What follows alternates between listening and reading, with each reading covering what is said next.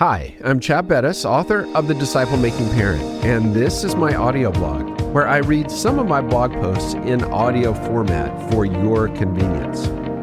Well, today we're going to be thinking just a little bit about politics, and I want to ask the question, what are you teaching your teen about politics? I know that I need to stay in my lane of family discipleship. However, a hot topic on everyone's mind and lips is politics. In this day of focus on personality, what bothers me is that we have lost sight of the principles of God's Word. Now, the heart of the Christian life is eternal and can flourish under any government system. Nevertheless, the more a system takes into account man's true nature, the more sinful humanity and society can flourish. Man's law needs to be in line with God's law. As I talk with those in their 20s, I find a profound ignorance of biblical principles. And so I want to suggest that we have to teach and reteach biblical reasoning that applies to government.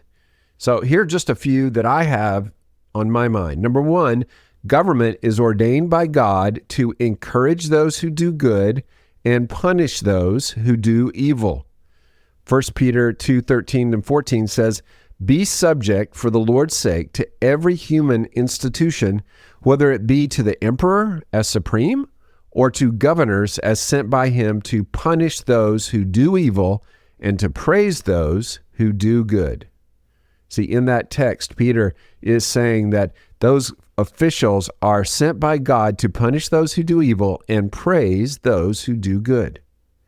You know, all legislation is morality.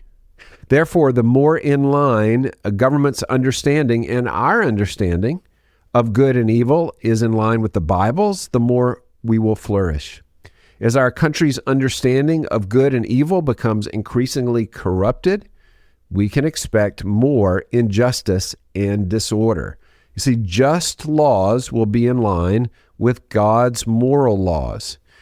The government bears the sword to punish those who do evil. In today's therapeutic age, we're often hard-pressed to call things evil or wrong, but the government can and should punish for the sake of all those involved, whether it's a victim, the villain, and order in society. So the first principle is that government is ordained by God to encourage those who do good and punish those who do evil. A second principle is that human life is of utmost importance. Human rights come from God, and the government should protect those rights. And the very first right is the right to life, to live. Innocent human life should not be taken, and this is foundational. Government is called to defend its citizens from other citizens who would seek to take a life. And this applies no matter the status or size of a person.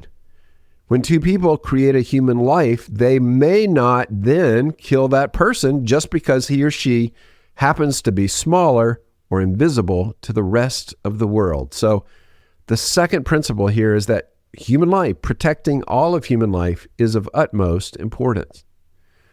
Number three, free market exchange and competition create wealth, reward hard work, benefit everyone, and lift individuals out of poverty. That was rather long. Let me read that again.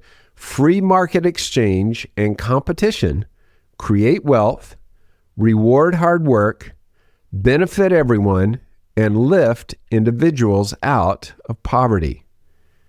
This is one of those actions that the government should encourage and reward. Wealth can be created. The pie is not one size to be sliced among people. The pie can actually increase in size.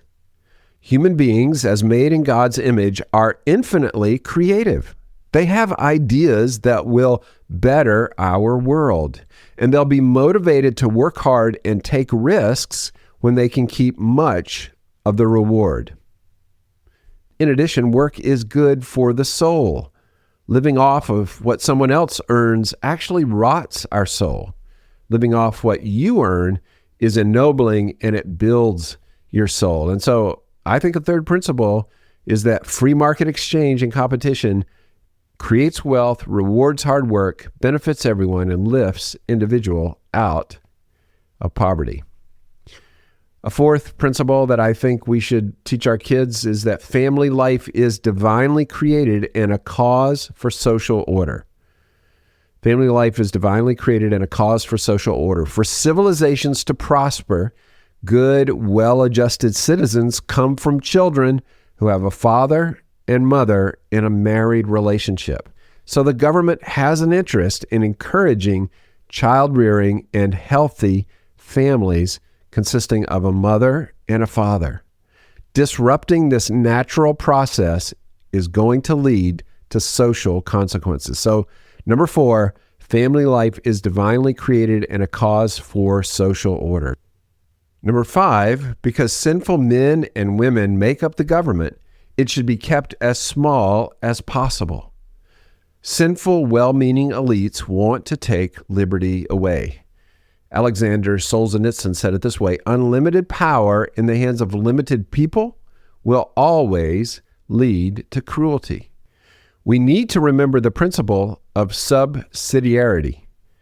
What individuals are able to do, this principle says, society should not take over. And what small societies can do, larger societies should not take over. And so practically that means that we should devolve decisions to the lowest practical level. So because sinful men and women make up the government, it should be kept as small as possible. Let me just finish with 2 more practical points. The activities the government taxes will always decrease, and what the government subsidizes or gives money to will always increase. Government naturally expands, taking away individual liberties. It sees itself as the giver of benefits and creates dependencies. And so what we need to realize is whenever the government taxes something, it's going to decrease. People are going to avoid taxes. And when the government subsidizes something or gives money to it, it will always increase because people will say, I can get some free money. So that's number 6. And number 7, there really is no such thing as free. There's no such thing as free. Somebody is always paying. Whenever you help one group, you're penalizing another group. For example, it's been in the news, but to quote unquote forgive student loans, well, the taxpayer is paying. In addition, that's grossly unfair to those who worked through college and were financially frugal. So we need to remember that there's no such thing as free.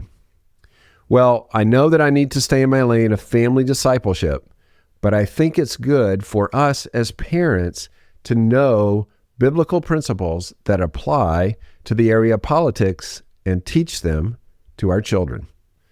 Thank you for listening to the Disciple Making Parent audio blog. Visit our website to find more resources on how to disciple your children. Thank you for listening to the Disciple Making Parent audio blog. Visit our website to find more resources on how to disciple your children at thedisciplemakingparent.com.